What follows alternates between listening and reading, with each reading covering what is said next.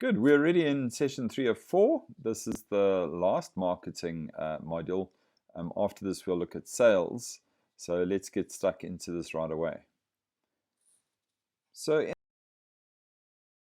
in this session, we look at 4 lessons. Lesson number 1 is going to be all about our strengths and weaknesses. And how do we find our strengths and weaknesses? We look at our key buying factors and we rate them. And then we also look at our key success factors and then we rate them.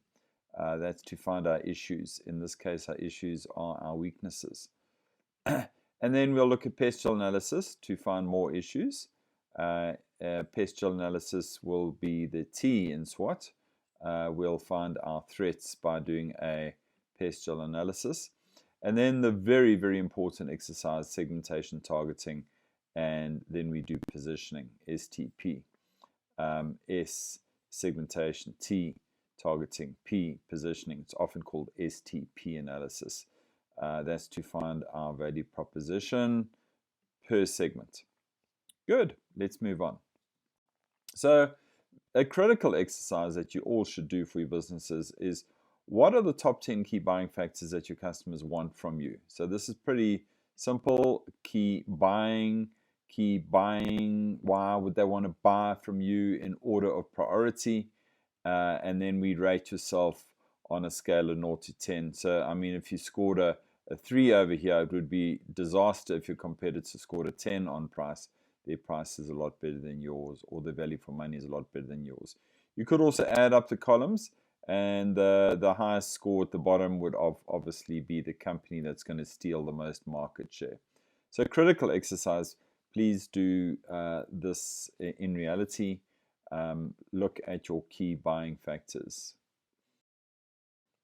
Good. So key buying factors would really be your 8 Ps. Something to do with product, price, distribution, speed of delivery, how will you promote, how will you service, and then your people, processes, systems and processes, physical evidence, and the one that's missing here are partnerships, the last P, or the 8th P. Good, so I want you to reflect on this. What are your key buying factors for your primary stakeholder or your primary customer segment? So in this exercise, I think you should just pause your video and do this exercise properly. Good. The next exercise that we're going to do after key buying factors is key success factors. It's slightly different. So I'm going to give you 5 minutes to do your key buying factors in order of priority, and then rate them on a scale of 0 to 10. If you do have competitors, write them in. Who are the competitors? And obviously, if you score a low score here versus a competitor, it's what we call an issue. Okay. Good, so we need to reflect on that. And after key buying factors, we look at your key success factors, which is a very different exercise. And key success factors for running your agri-business, let's say it's farming. What is the number one thing when running a farm? And so, I mean, if you were selling fertilizer, the key success factors for fertilizer would be probably manufacturing a quality product. Following, then you need agronomists. You need to have agronomists selling your fertilizer. And then another key success for running your business would be great managers and staff. And then you'd have to have relationships with agents that sell your fertilizer, and so on and so forth. So I hope you got a feeling for key success factors. Look at the key success factors for a fertilizer company, and then look at the key success factors for a farmer next. Let's go to a farmer, key success factors for a farmer. How do you run your farm? So maximum crop yield would probably be the number 1 key success factor. Guarantee of supply of a decent crop. Obviously, you'd need fertilizer and weather and agronomy knowledge. That would be probably your number 1 key success factor for running a farm. And there you've got a 9, so it's not an issue. Keeping your low input costs down. Here you're scoring 666. It's not a train smash because your competitors are scoring the same or even lower than you. Low transport costs. Here that's not a train smash because you're scoring higher than your competitors. But now high commodity prices. We're not getting high. The commodity prices are low this year. So for your particular crop. So that would be your first issue. Your crop prices are too low this year. International prices for the commodity, and so on and so forth. So in conclusion, here, if you did the key success factor exercise, this is actually a highly advanced SWOT analysis. It shows you your strengths and weaknesses. So your key issues is risk mitigation. How are you going to do that? You might have to take out insurance. Low commodity prices is the other issue. That you're going to have to deal with. Okay, so here's a blank slide for your key success factors, which you need to do as part of your marketing plan. So now we got to move on to Pest Gel analysis. Now we got to be systems thinkers. We can't just think with tunnel vision. We got to think about the big picture of running our businesses. And this big picture is often what we call the macro economic or the macro analysis, which we call Pest Gel.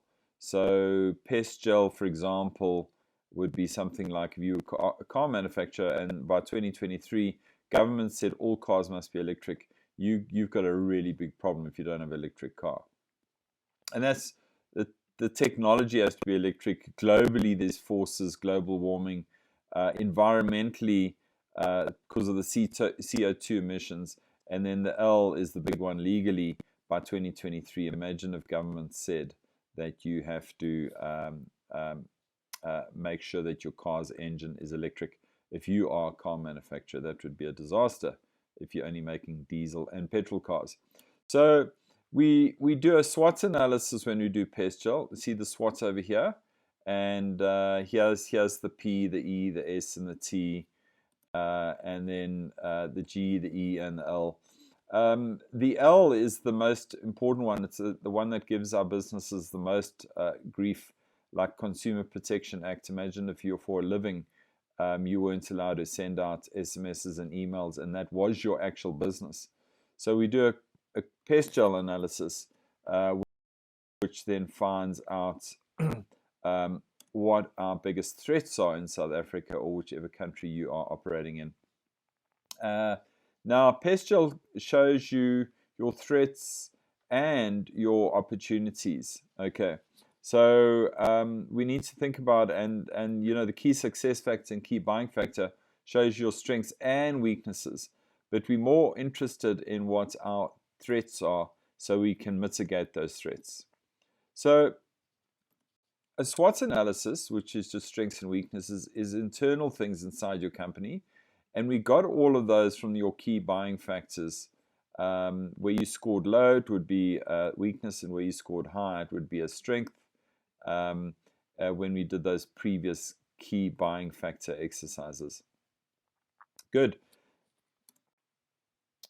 So when it comes to a SWOT analysis, opportunities and threats all come out of that Pest Gel analysis. That's why we do a Pest Gel analysis, to find our opportunities and threats. Okay, now we should know what all our key issues are. In other words, from the key buying factor exercise, from the key success factor exercise, from our weaknesses and threats in the SWOT analysis, and from Pest Gel, we should be able to list now in order of priority our biggest issues that will stop us achieving our objectives. Good. Very, very critical slide, this. What will stop you? In other words, what are the roadblocks in your business? Okay, now we still haven't really spoken about segmentation. And there's 4 types of segments really in any business plan. And some of you might want to be targeting consumers, which is what we call retail business. We call that business to consumer. And some of you might only be targeting B2B, which is corporates, resellers, for example, intermediaries, channel, broker, agents, or whatever, like checkers would be a B2B business. We call them intermediaries because they sell on your behalf, and you supply your stock to, say, Woolworths, who's an intermediary who's also B2B. So this crossover here, B2B and intermediaries are kind of the same thing. And then we've also got B2G if you're only supplying government. But some of you might be supplying direct to the consumer. You might also be supplying directly to a corporate and or government. So you might have a leg in B2C, B2B, B2G. Would be interesting for you to say 20% of my business is, say, B2C and 80% is B2G or whatever, or 80% in this case is B2B. It would be interesting because the way we run B2B companies and the way we run B2C companies can be very, very, very, very different. And we need to know which segment we're in. All right. So when it comes to looking for a segment, we talk about segmentation criteria, and the most obvious criteria to use when trying to decide on your segmentation is just to say what benefits, and this is what we call behavioral segmentation, what benefits or needs or wants is your segment looking for. Okay. Another way of doing segmentation is just geographic. We just say my segment is Gauteng, my second segment is Western Cape, my third segment is KZN, for example. Highly unlikely you're just going to be using age, income, religion, race, education levels, which is what we call demographic segmentation. Psychographic, lifestyle, are they ballerinas, soccer players, or whatever? Would you use that? Probably not. So it's probably going to be a combination of these two that you're going to be using to talk about segmentation. Who's your number one segment? Who's your secondary segment? Who's your tertiary segment? Is simply going to be benefits, needs, and wants. What are they looking for? And where do they live? Okay, which country or which province are they in? Let's go into this a bit deeper. So here we've done our segmentation. And here we're doing it by behavioral needs and wants.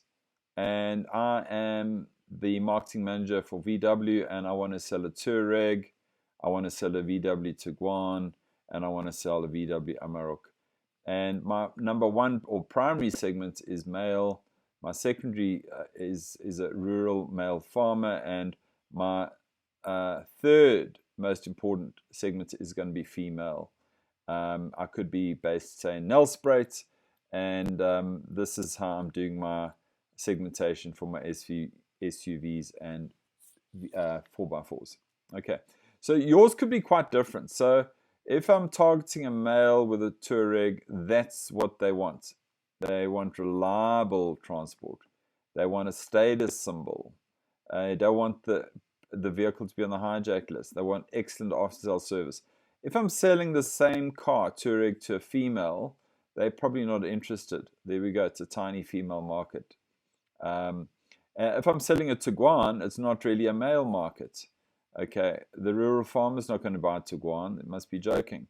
It's actually more a female market. What do they want? Okay, so if you're confused, here's a blank slide for you, and you can do this for your homework. So write down your product that you want to sell. Apples. Product number 2, pears. Product number 3, what is it? Avocado pears. And who's the primary target market? Is it more male, more female? Is it B2B? Is your number one target market B2B and mainly Gauteng? And your secondary market could be B2C, and it's mainly Gauteng as well. And B2 tertiary market could be B2G, okay, mainly in Gauteng as well. And then write down, what is the number one need? Is it product, price, place, promotion, people? What is the cherry on the top they're looking for? And this, all of this over here is what we call positioning. Okay, how will you position? If product number 2 is not applicable to that market, then you just go not applicable. We don't have to complete that quadrant. This is a very, very important exercise. If you don't do it, you literally don't have a marketing plan. This is the cornerstone of your marketing plan. Okay, so let's go a bit further. Remember what your value proposition was. Well, it's those 8 Ps, but we want to get quite specific with those 8 Ps. We don't want to mention all of them. We want to mention what are the most important needs and wants. We went through the slide a bit earlier. We got to shout across to the customer that value proposition, otherwise they won't be interested.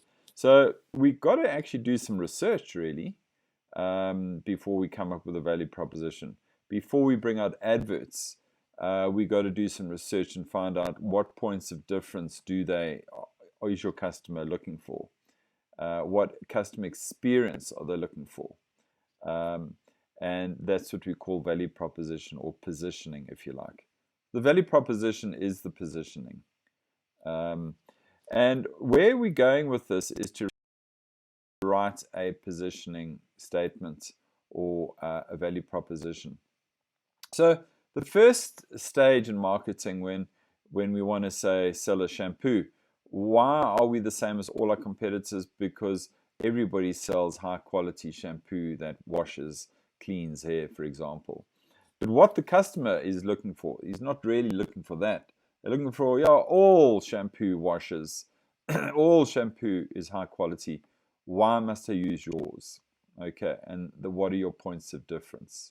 So this is why we're all the same, and this is why we're all different. So let me give you an example. So this shampoo, for example, the points why it's the same as all other shampoo, it cleans beautifully. So if you go on how beautifully it cleans, people are going to say, oh, duh, that's what shampoo does. So the points of difference are more important than the points of parity.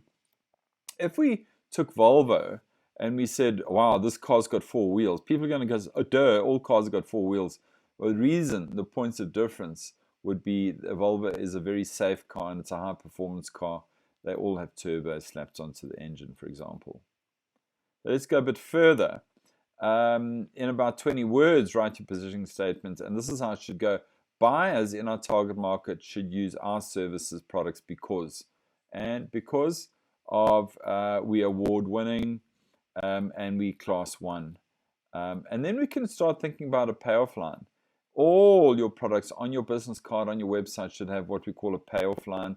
It's to take your entire strategy and drill it down to one line. We often call it your brand essence. It's that one line that says that's what we do.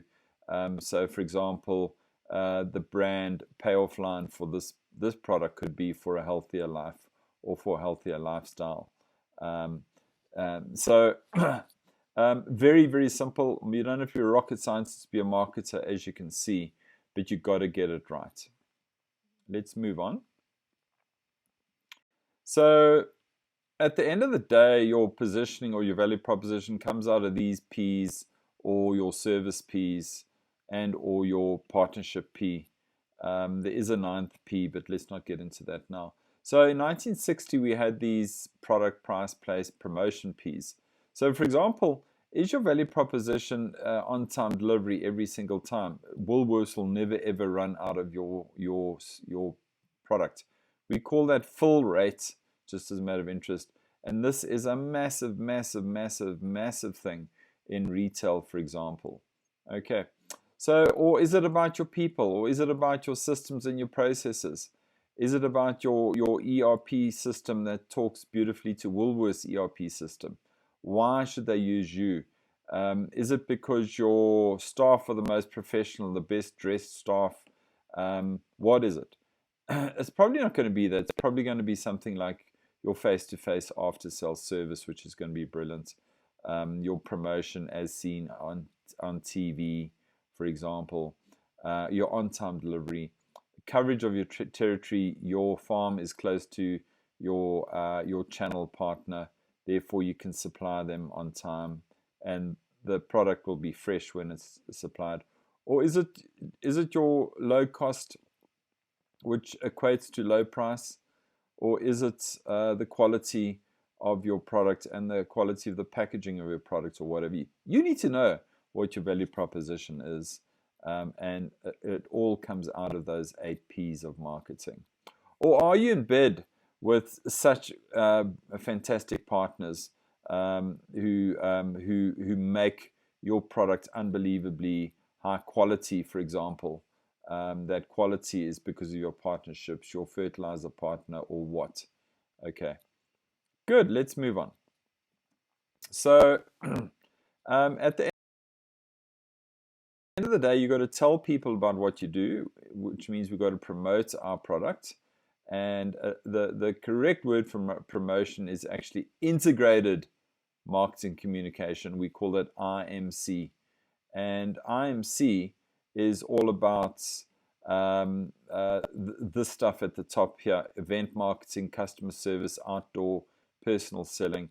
Now, what I've done here is I've actually said that your B2B secret weapon is personal selling, and I've highlighted everything in B2B in yellow over here. So B2B is about below the line advertising.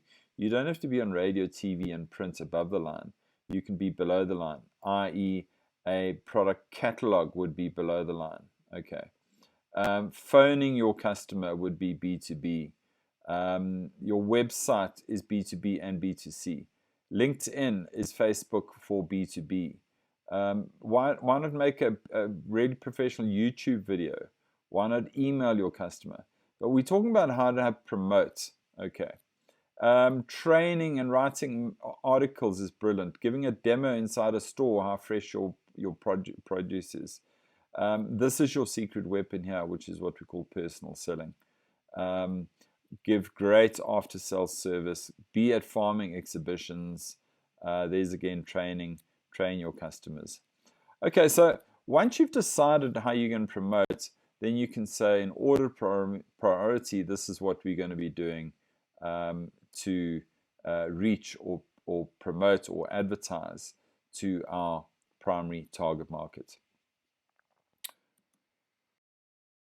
Congratulations, we are at the end of marketing. If you want a marketing plan, all these templates, I'll either put them on Aspire for you, or you can drop me an email or whatever it is.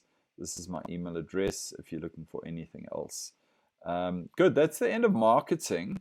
We're now going to move on to selling, which is our session 4 of 4. Good. Well, I hope you've learned a lot. I hope you see that marketing isn't that complicated, and that and I've given you the big basics of marketing, like segmentation. Which segment do you want to target hardest? First segment, second segment, third segment, and what is your value proposition per segment? So I hope you're not confused. If you are, I apologize, but maybe what you should do is go through the session again if you missed out on something. Great. All the best. We'll see you in the last session, which is selling.